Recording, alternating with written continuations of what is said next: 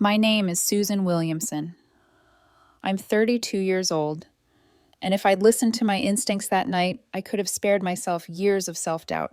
But love has a way of muting the alarms you should hear the loudest. The West family mansion looked like something out of an old film. Marble steps, trimmed hedges, a fountain that didn't so much gurgle as whisper about money. Henry said, "They're not that bad once you get to know them." I wanted to believe him. I'd spent 2 years doing exactly that. Inside, the dining table stretched farther than my apartment's entire living room. Every glass sparkled as though auditioning for a luxury ad. I could smell rosemary butter and the faint metallic chill of nerves. "Ah, Susan." Margaret West's voice slid across the table like ice water. Her pearls caught the chandelier's glow as she gestured to the chair beside Henry. "We were just discussing the new marketing campaign you're heading. How exciting." I smiled, careful and measured. "It's going well. The launch is next month. I think it'll—" How lovely, she interrupted, eyes drifting toward Henry. "Do you remember dear Caroline's old boyfriend headed a campaign for that fragrance brand in Paris? He's in Singapore now, managing international accounts." Caroline, Henry's sister, sipped her wine and smirked. That man was brilliant and so young to already have global clients.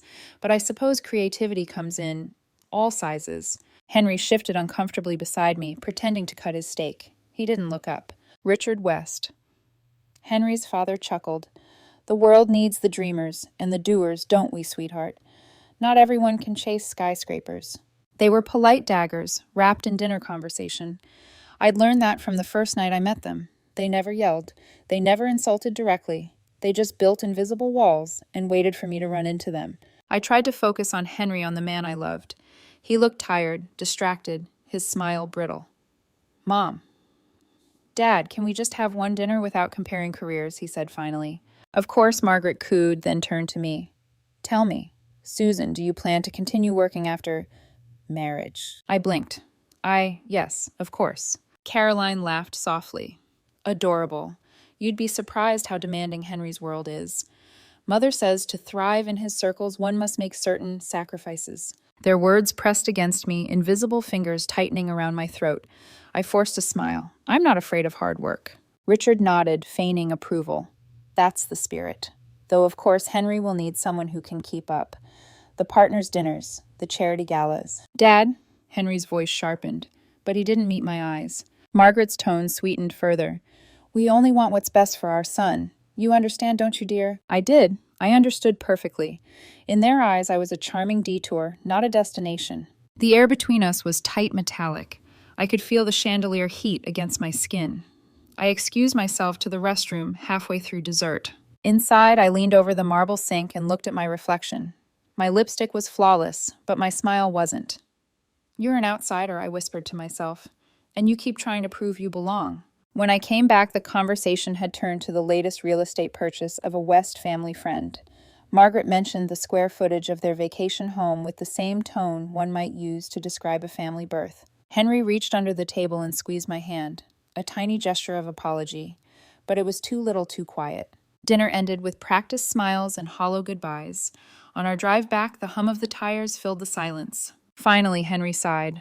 "I'm sorry about them. They don't mean it the way it sounds." "Then how do they mean it?" I asked. He glanced at me, eyes tired. "They just want to protect me." A bitter laugh rose in my throat. From someone who can't afford their brand of silverware." "Susan, please." His tone turned defensive, weary. "It's complicated." "No," I said quietly. "It's simple. They don't think I'm enough." He didn't argue. That silence told me everything. Outside, the city lights flickered against the windshield reflections of lives shinier than ours. I pressed my forehead against the glass, letting the coolness ground me. "I love you," I said softly, more to myself than to him. "But I'm starting to think your world doesn't have room for me." He didn't answer. When he dropped me off at my apartment, he kissed my cheek instead of my lips. A polite, distant gesture. The kind you give to a guest, not a partner. As I watched his taillights fade, a thought crossed my mind, quiet, chilling, undeniable. If they ever made you choose Henry, I already know who you'd pick. I closed my door and leaned against it. The apartment was dark, silent. My phone buzzed, a text from him. "Love you. Don't overthink tonight." I stared at the screen, my reflection ghosting in the black glass. The alarms were blaring now. I just didn't want to hear them. The next month was a haze of hope, stitched together with denial. Henry and I had started house hunting again, a ritual of half-formed dreams. I told myself the West dinner had been a bad night, that love could outlast humiliation. We found the house on a Sunday afternoon, a modest craftsman tucked between two maples, sunlight pooling on the porch like spilled honey. It wasn't perfect, but it felt right. Henry grinned, hands on his hips. "It's got good bones," he said. I laughed. "You sound like a home inspector." He smirked. "No, just a man who can see potential." Inside, the air smelled of dust and nostalgia. Wood floors creaked. Walls wore pale scars of old picture frames. "This corner," I said, pointing. "We'll put the Christmas tree here." He nodded. "And a swing in the backyard." We were designing a future blueprint by blueprint. I should have noticed that every time I said we, Henry's smile thinned a little. The following week, I drained my savings for the down payment. It was every cent I had, but I didn't care. It wasn't just a house. It was proof that we were building something ours. The night before we were set to sign, I packed the first box mugs, spoons my grandmother's tea set. The air buzzed with excitement, sharp and electric. Henry came home late from work, his tie-loosened eyes darting. He didn't kiss me. He didn't even take off his shoes. He just stood in the doorway, pale and silent. "Susan," he said softly, "we need to talk." My pulse stuttered. Those 4 words, every breakup starts with them. About the house, I asked. "Don't tell me the lender." "It's not the lender." His voice cracked on the second word. "It's us." For a moment, everything inside me froze, even my breathing.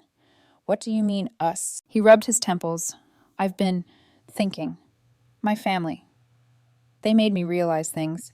You deserve stability, security." I let out a small, disbelieving laugh. "Security? I'm the one paying the down payment, Henry." His eyes flinched at that. "I met someone," he said finally. "Her name's Vanessa. She's a partner at a law firm." The room tilted. The tape dispenser slipped from my fingers and hit the floor with a hollow clatter. "You met someone?" The words burned as they left my throat. "When?" He couldn't look at me. A few months ago. Months. So while I was saving, dreaming, sketching color palettes, he was auditioning replacements. "She understands my world," he continued. "She knows the kind of life." I cut him off. "Your mother would approve of her." His silence was confirmation. I stood there, surrounded by boxes labeled "Kitchen Books Us." Everything suddenly absurd. "So what happens now?" "I can't buy the house," he said quietly. "It wouldn't be fair." "Fair," I repeated, voice trembling. "You let me drain my savings. Let me sign those papers. And now you're talking about fair." He took a step forward. "Susan." "Don't," I said sharply. "You don't get to comfort me after this." He sighed. "My family says I can't build a future with someone who doesn't belong." That word "belong" sliced deeper than any insult. I turned away before he could see my tears. "Then go," I said. "Marry the world you belong to." He hesitated. "Susan, please don't do this." "Do what?" "Have self-respect." I met his gaze for the last time. "You said I deserve security. Maybe I'll find it when you're gone." He left quietly, the door closing with an almost polite click. For a long time, I just stood there. The apartment hummed with absence. Then something in me shifted, a fragile, furious clarity. I picked up the fallen tape dispenser, set it gently on top of the nearest box, and whispered, "It's still mine." The next morning, I walked into the title office alone. The receptionist blinked at me. "Miss Williamson, will Mr. West be joining you?" "No," I said steady, "it's just me." The signing felt endless forms, initials, signatures that blurred into defiance. When it was done, the loan officer handed me a key and a look of pity. "Congratulations, Miss Williamson," he said softly. I smiled, the kind that doesn't reach your eyes. "Thank you. I'll take it from here." That night I stood in the empty living room, the key warm in my palm. The silence was enormous, alive. This was supposed to be our beginning. Instead, it was my clean slate. I sat on the floor, back against the bare wall, and whispered into the darkness, "You took the love. I'll keep the dream." Outside, the moonlight pooled through the window, pale and cold, like the start of something I didn't yet understand, freedom disguised as heartbreak. The first night in the new house was both a victory and a funeral. I lay on the hardwood floor in a sleeping bag, staring at the ceiling, listening to the echo of my own breathing. Every creak sounded like Henry's ghost pacing the halls. Every gust of wind whispered the word, almost. The place smelled of plaster and new beginnings, both of which made me nauseous. It was supposed to be our home, the place where I'd wake up beside him, drink coffee with bed hair, argue over where to hang his ridiculous movie posters. Now it was just an empty house with too many rooms and one stubborn heartbeat refusing to give up. For the first few days, I couldn't even unpack. I brushed my teeth using bottled water. I sat on the floor, eating crackers out of the box because I didn't have the energy to cook. The silence was so thick I started talking to myself just to hear a voice. Once standing in the hallway, I caught my reflection in a mirror left by the previous owner. My face looked unfamiliar, tired, swollen, angry.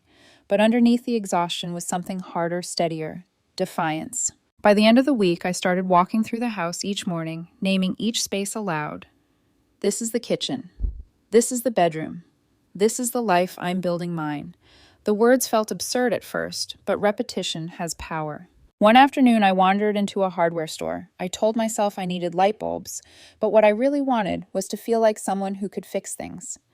I walked the aisles slowly, touching sponges, nails, paintbrushes, the tangible proof of effort. Then I saw a small card labeled Midnight Ocean, a color so deep and bold it looked alive like the sea before a storm. Henry would have hated it. He once told me dark colors made rooms too heavy. I bought a gallon. That night, I dragged an old roller across one living room wall. The first swipe looked terrible, streaky, and uneven, but I kept going. Paint splattered across my arm, my jeans, the floorboards. By the 5th stroke, I was crying. By the 10th, I was laughing. Every movement was violent, cathartic, an exorcism in blue. When the wall was finally coated, I collapsed onto the floor, dizzy with fumes and emotion. The room was Williamson's. Formed not beautiful, not perfect, but mine. The sterile white had been erased. It felt like I had painted a pulse into the house. For the first time in weeks, I slept without dreams. The next morning, sunlight filtered through the windows, bouncing off that bold blue wall. It glowed calm, unapologetic. I made coffee, sitting cross-legged on the bare floor, watching it as though it were alive. "This is home," I whispered. The words didn't tremble anymore. Over the next few days, I bought a single camp chair and placed it right in the center of the room facing the blue wall. Each evening, I sat there quietly. No music, no phone, no ghosts, just breath. The silence began to change. It no longer pressed down on me, it expanded around me. It became possibility. By the end of the month, I'd built a routine. Mornings, I jogged through the neighborhood. Afternoons, I worked from my laptop by the window. Evenings, I repaired small things, a loose hinge, a dripping faucet. I started a small garden out back. The soil was hard, resistant, like the life I was trying to reclaim. But every seed I planted felt like a promise I will grow too. Sometimes, when exhaustion hit me, I'd imagine Henry walking through the door saying he'd made a mistake, asking for forgiveness. In those daydreams, I didn't yell, I didn't cry. I just turned around, looked at my blue wall, and smiled. Because by then I knew something I hadn't known before. He wasn't my loss. He was my lesson. A month after moving in, I got an unexpected text from an unknown number. "Henry, hey, heard you closed on the house. That's brave." I stared at it for a long time. I could picture him sitting in his leather chair, feeling noble for reaching out. I didn't reply. Instead, I picked up a paintbrush and ran it across a piece of scrap wood in the garage just to hear the sound. When people leave, they take the noise with them. But sometimes that's how you finally hear yourself again. That night, I sat in my camp chair facing the blue wall. The house was quiet, the kind of quiet that doesn't ask for permission. I thought about everything I'd lost and everything I'd learned to live without. For the first time, peace didn't feel like loneliness. It felt like ownership. It had been nearly 3 months since I last heard his voice. 3 months since I'd stopped jumping every time my phone lit up. 3 months since silence became not a punishment, but a luxury. The house had Williamsons formed alongside me. The garden out back was growing unruly but alive. The blue wall in the living room had dried into something deep and velvety, like calm ocean water. It no longer symbolized heartbreak. It symbolized survival. Every nail I hammered, every paint chip I scrubbed off the floor, felt like reclaiming something. Henry and his family had once made me doubt my capability, my worth, my right to belong anywhere I chose. Then one humid afternoon, while sanding the porch railing, my phone rang. The name on the screen froze me in place. Richard West. For a moment, I just stared at that name, the echo of their perfectly enunciated disapproval. Then curiosity won over caution. I pressed accept. Susan came, his voice brittle and measured. "It's Richard West." "I know," I said. My tone was calm, deliberate, too calm. He cleared his throat. "I hope you're doing well." It was the kind of statement you make to someone you don't actually hope is doing well. "I am," I replied simply. The scrape of sandpaper against wood filled the silence that followed.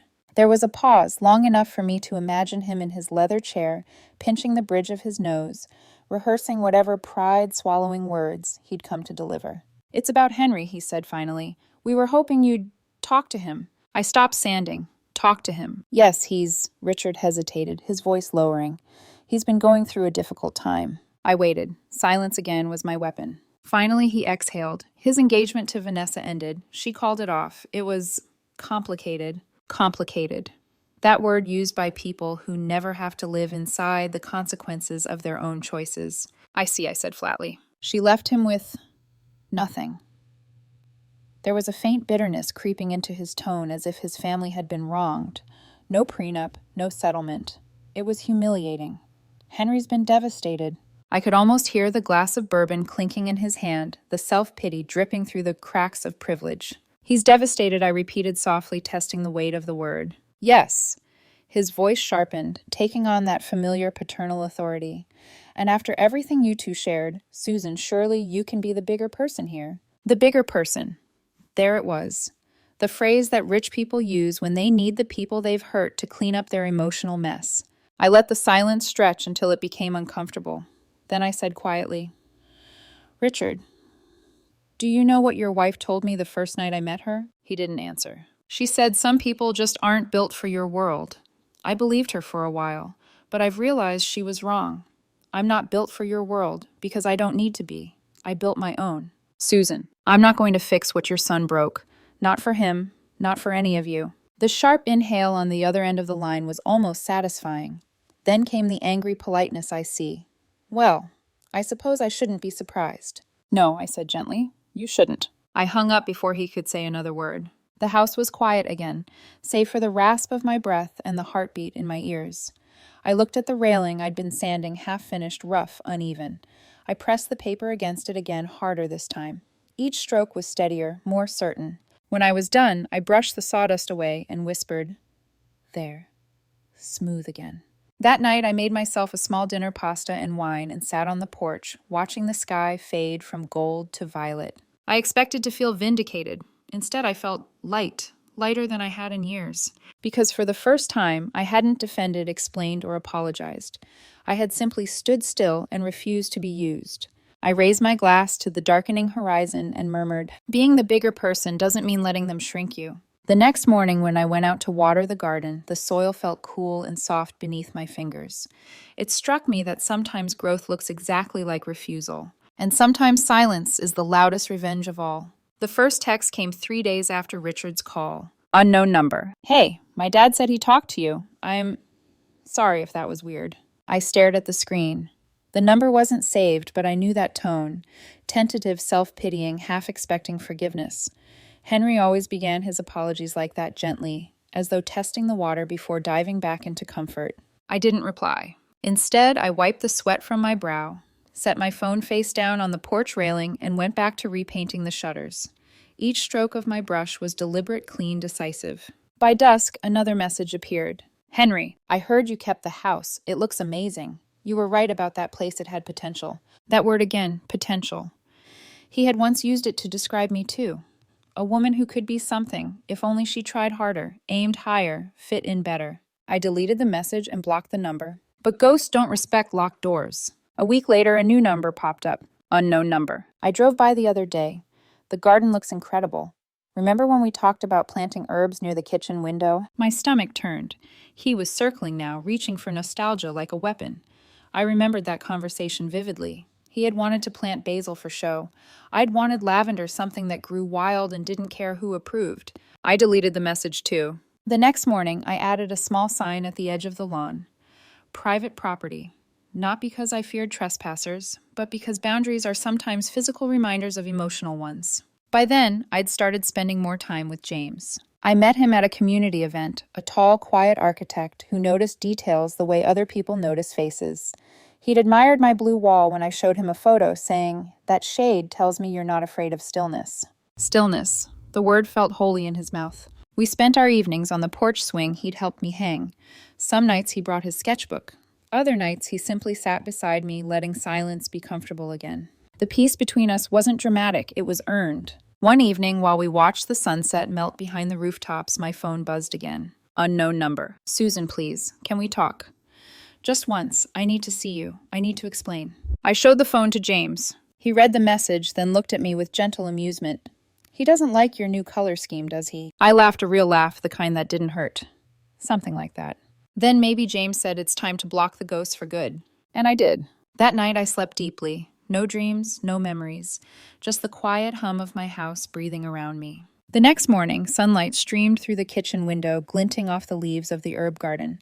The basil had died, but the lavender had flourished. As I brewed coffee, I thought about Henry's last message. I need to explain. There was nothing left to explain. He wasn't looking for forgiveness. He was looking for relevance. And I was done giving him that. Later that day, James and I took a walk through the neighborhood. The air smelled like cut grass and rain. Couples waved from porches. Life had resumed its ordinary rhythm, the kind of peace that never made it into movies, but made living worthwhile. As we passed the house across the street, James said quietly, "You know what I like most about your home?" "What?" He smiled. "It feels like it's been waiting for you, not the other way around." I didn't answer right away. My throat tightened in a Swilliam song grateful ache. Because for so long, I had chased belonging and love in families and rooms where I was always the outsider. Now, for the first time, I felt chosen by something I had built myself. That evening, as the sky turned indigo, I sat in my camp chair, facing the blue wall again.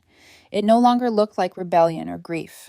It looked like calm, the kind that grows quietly after a storm. I took a deep breath and whispered into the stillness, "You don't need to haunt me anymore." And for the first time, the silence answered back, not with loneliness, but with peace. It was a golden Saturday afternoon, the kind where sunlight feels thick enough to touch, the kind of day that used to belong to other people, the ones who never had to start over from ashes. I was in the front yard, dirt on my hands, planting a young oak sapling near the fence line.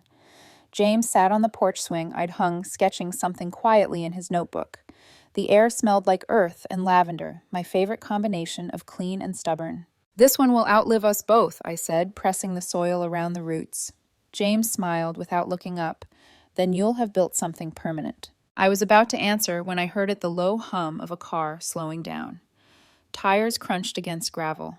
My chest tightened before I even turned around. When the engine cut, silence swallowed the street. I straightened up, brushing dirt off my palms, and saw him. Henry. He looked smaller somehow, not physically, but in the way people do when life stops revolving around them. His suit was wrinkled, his expression stripped of that old, polished confidence.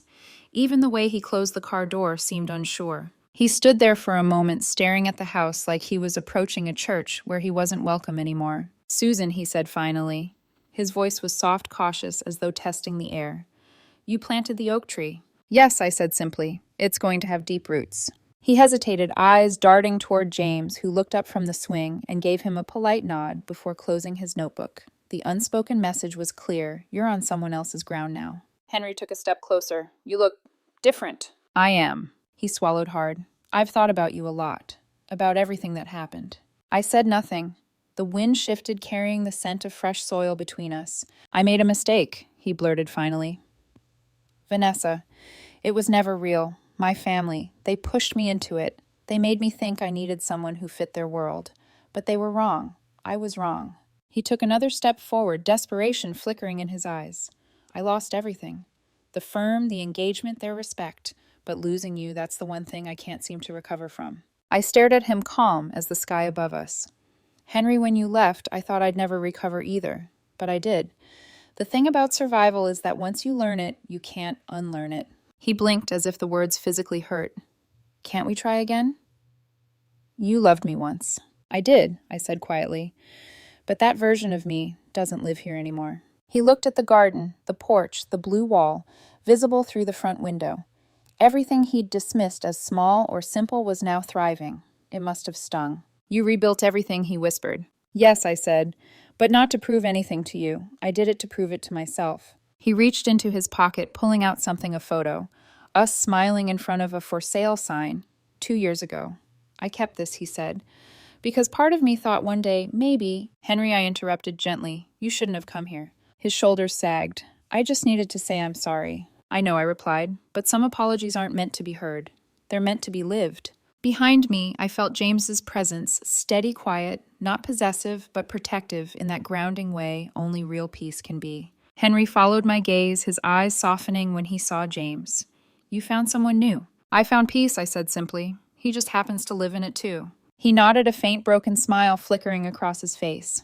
You always were stronger than me. No, I corrected. I just stopped trying to convince people like you that I was. He stood there for another moment as if waiting for something.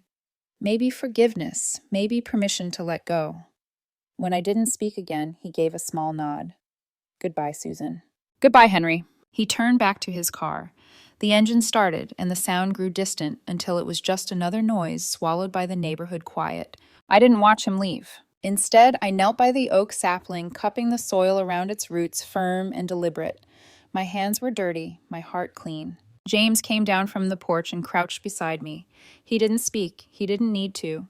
He just placed a warm hand on my shoulder, steady and sure. After a long silence, I whispered. He came looking for the life he threw away. James's voice was low, gentle, and he found you already living it. I smiled, eyes on the little tree. Good. Let him see what real growth looks like.